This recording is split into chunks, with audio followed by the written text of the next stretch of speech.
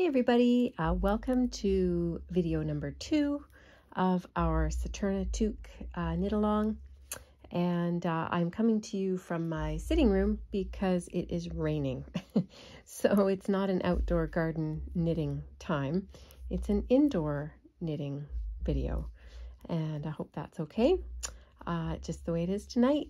Hopefully it'll be nice for the next one. Yeah, so I've got my ribbing done. I've got my 10 rounds of ribbing. It's working out really good. Super happy with it. And I'm just going to show you, I mean, obviously, if you can keep track of how many rounds you've done in an ideal world, that's great.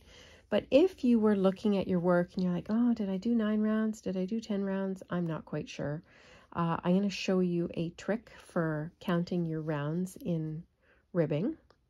When you look at your work, you can see your knit stitches are sort of a nice V, and then purl stitches in between them are sort of bumps.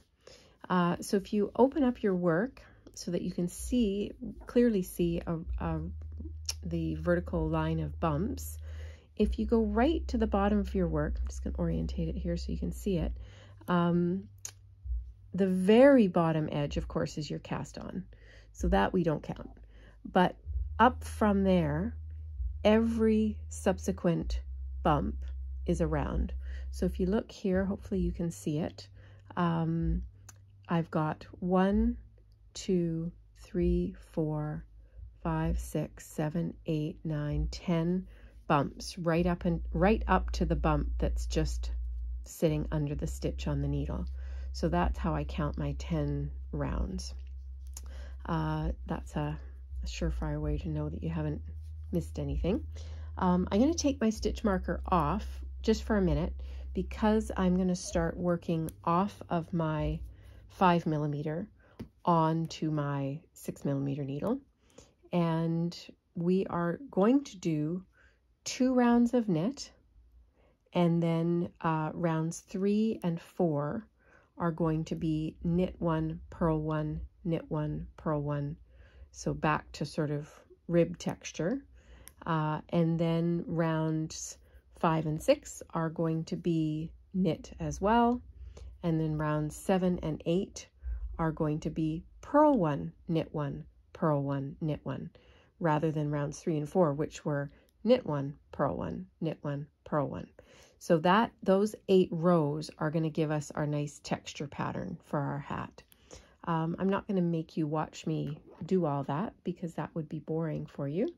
I'm just going to knit and talk for a minute here. So yeah, so literally if you've never worked on the round and you've never changed from a small needle to a big needle, people often think that they have to slide their stitches onto the new needle, but you don't. You just literally start doing whatever you need to be doing on your bigger needle. In this case, it's knit. And you just start knitting off of your old needle onto your new needle, making sure your first couple stitches are nice and tight so that the transition is quite smooth, and you're just working off of one onto the other. So it's nothing fancy, nothing complicated. And as we are knitting off of the 5mm onto the 6, the 5 will be getting obviously more empty, and those stitches are transferring to the 6. And I'm just going to do this first round and show you what happens when we get back to the beginning. Once all the stitches are off of needle 1, if you will, our first needle onto our new needle, and we will get all the way around and it will be time to put the stitch marker back on. So I hope you guys have had a good day. It's nice that it's the Victoria Day weekend.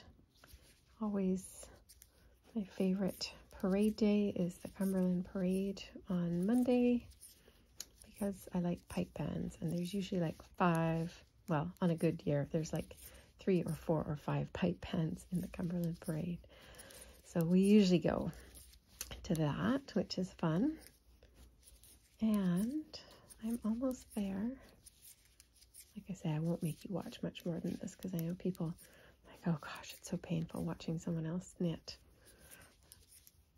especially when it's just fairly straightforward.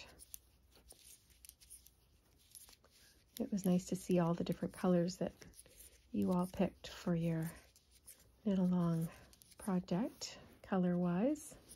Everybody wanted something a little bit different, which is cool. And I think some of you have already made a couple of these toques already, and you just wanted to be part of the fun. When you do finish your toques from the knit along, if you want to jot me an email or message me on Facebook with a photo of your finished toque, and then I can post pictures of them. That would be really, really cool, and then people can see how they all turned out. Okay, so almost there. Get back to the round, to the beginning, and then I'm going to put my marker on here in a minute. Okay, so I'm off of my 5. Everything has transferred nicely to my 6. Stick your marker back on so that you can denote the beginning of your round again. And I'm just going to knit 1 to lock it in there. Okay, so that was round 1. So you're going to do another round of knit. And then you're going to do rounds 3 and 4, which are going to be knit 1, purl 1, knit 1, purl 1. Then rounds 5 and 6 are just plain knit again. And rounds 7 and 8 are going to be purl 1, knit 1, purl 1, knit 1.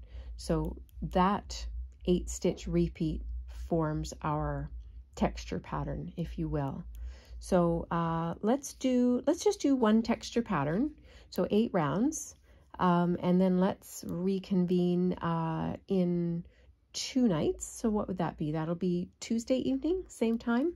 I just want to, rather than making you go any farther than that, go that far, and then that way we'll just double check that everybody's on the right track.